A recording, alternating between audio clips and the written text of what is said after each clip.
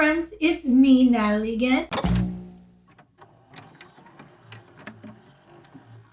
Okay, so today I thought I would make a video on 10 tips to fight social anxiety. And the reason I want to make this video now is that now more people are getting vaccinated and able to go outside again. We're going to start hanging out with people again. I don't want to go. And I don't know about you, I have had a lot of social anxiety, trying to reintegrate back into society. Not the easiest thing. So I thought I would talk about some ways on how to deal with it. Just a quick disclaimer, I am not a licensed therapist. So make sure to take what I say with a grain of salt and consult professionals for more substantial advice. Right, my first tip is to accept your social anxiety. And I know the title of the video is How to Fight Social Anxiety, but the best way to fight it is to accept it. You can't really force yourself out of feeling a certain way. And so to be able to manage pain better, we have to accept that it exists and that we're always going to have it at some point. Once you've been like, hey, I accept that I have social anxiety, you can move on to tip number 2, which is awareness. So the awareness part involves identifying the fears that are kind of floating around in your head. And these fears that are racing around, you kind of want to catch them and write them down, so you can identify what they are instead of them just being like this whirl of fear swirling around your head. Some common social anxiety fears are things like people won't like me, I'll be humiliated, or the fear of just being uncomfortable in a social situation. If you need me, I'll be down here on the floor, dying. And then once you've identified what the fears are, that leads to step 3, which is to challenge them. Challenging the social anxiety thoughts you've identified involves what I like to call the so what game. So what? No. Okay. So we fall back onto the first example of a common social phobia thought, which is people won't like me or I'll be humiliated. So then you play the so what game. People won't like you. So what? What's going to happen? And then we can start to kind of break it down and see that what we're really fearing is fear itself. And the thought patterns that you want to look out for are things like mind reading. Like, are you trying to read people's minds? You can read minds. Are you fortune telling and trying to predict the future? I'm kind of psychic.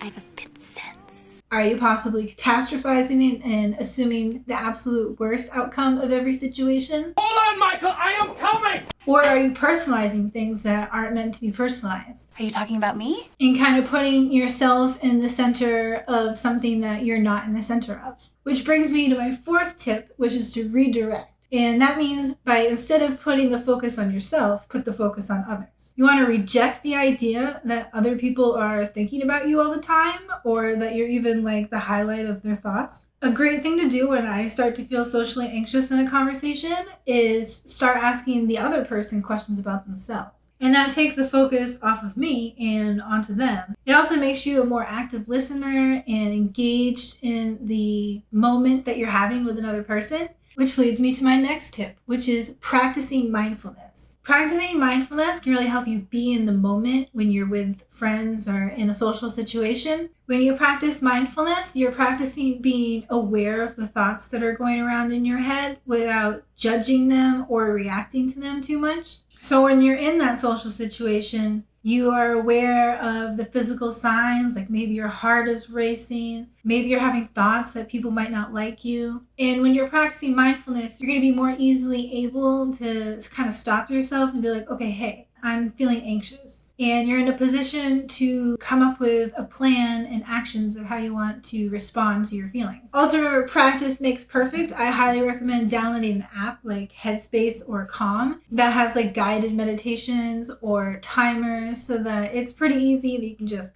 open the app, hit the start button, and get some support to help you going. All right, tip number 6 is the hardest, and that is exposure. This is where you do the things that you're scared of. And the best way to conquer your fears is to do it in a hierarchical order. So basically make a list of your social fears and kind of list them in how stressful they are from 1 to 10. So 1 might be something like saying hi to your coworkers, and number 10 might be like hosting and throwing a crazy party. So you're not going to want to start by throwing a crazy party.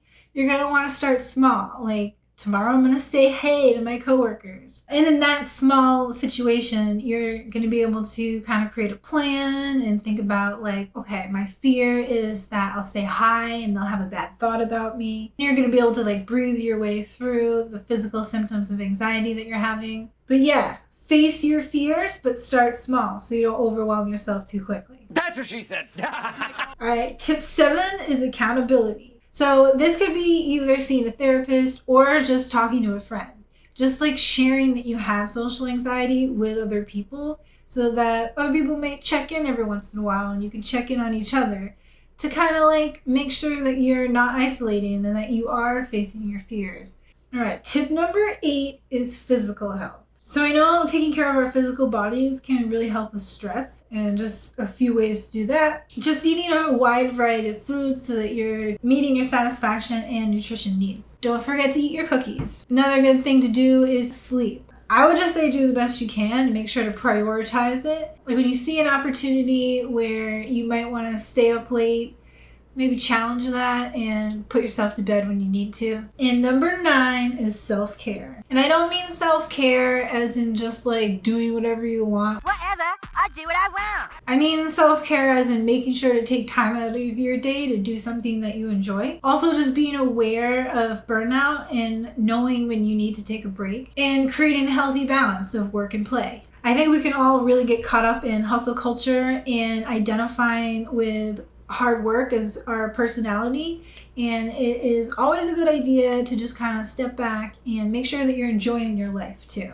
Boss makes $1, I make a dime. That's why I poop on company time. All right, anyway, number 10 is professional help if you need it. Sometimes we just need extra support in our lives. Really good treatments for social anxiety involve talk therapy, exposure therapy, and mindfulness-based stress reduction. And then also finally, if you may need it, medication. Common medications for social anxiety include beta blockers as well as benzodiazepines. I do take benzodiazepines, but you have to be really mindful with those because they are highly addictive and you can develop a tolerance. So you don't want to take it all the time, because if you take it all the time, then it's going to stop working. You're definitely going to want to like talk that out with your psychiatrist before you decide to take those. All right, that's it for this video. I hope this helps you go out there and be the social butterfly that you want to be.